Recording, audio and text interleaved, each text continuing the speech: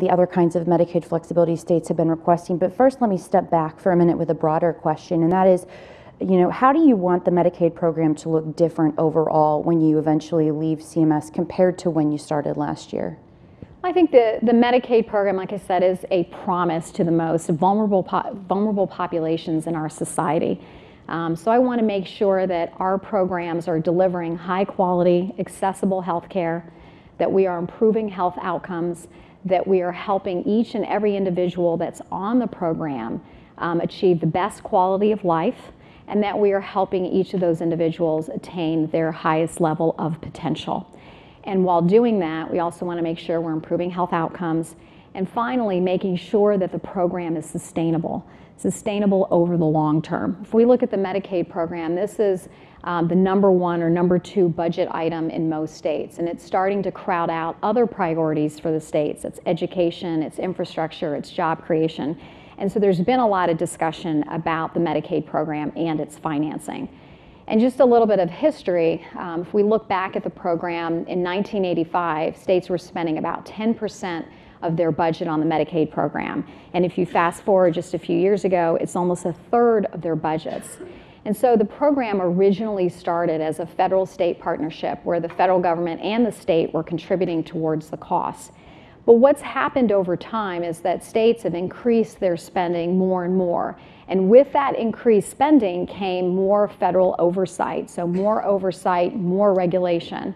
And what we have now in the end is what I'd say is more of a one-size-fits-all approach, where the federal government is basically dictating to states how they run their programs. And obviously that's understandable because of the spending. But I hope to get us to a place where we can agree to what we're going to spend on the program and then provide a new era of flexibility for states.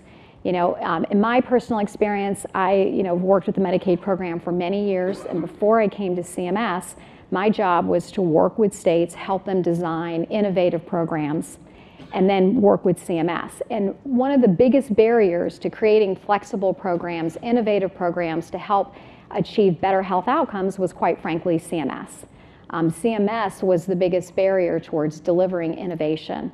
And so I hope to get to a new era where states are driving their programs and they're deciding what's going to work best in their communities because they're closer to the people that they serve, and that we can hold states accountable. So we're going to give them flexibility, but hold them accountable for achieving outcomes, and so we can actually measure what they're doing. What's your vision, though, for enrollment overall in Medicaid? And I've just been curious about this because, your critics like to say, well, they just want to roll back enrollment, reduce enrollment. Conservatives often would argue, well, that's a good thing because ultimately you want to get people off of these kinds of programs. So, as I mentioned earlier, it covers around 70 million Americans now, which is a lot of people. Where would you like to see that number go? I think, as I said before, my goals are about delivering high quality care and improving outcomes for the individuals on the program. When I look at the Medicaid program, I think of it almost in terms of two Medicaid programs. There's the program that serves the most fragile, vulnerable populations in our society. These could be people that are living on ventilators or quadriplegics. That's a very different program than looking at the program for the able-bodied individuals. So the Affordable Care Act, or Obamacare, expanded it to those individuals, to able-bodied individuals. I think it's a different type of program and we need a different response. For those individuals, the goal should be helping them not only to provide health care coverage, but helping them with a pathway out of poverty. It's much easier to just hand a card and say, good luck to you, go get your health care. It's a much harder thing and a higher goal that we have to actually help these individuals live independent lives. And so it is success for us when somebody is able to rise out of poverty and no longer need the program. For those able-bodied individuals, if they are able to get a job that provides health insurance and create that independence, I consider that success.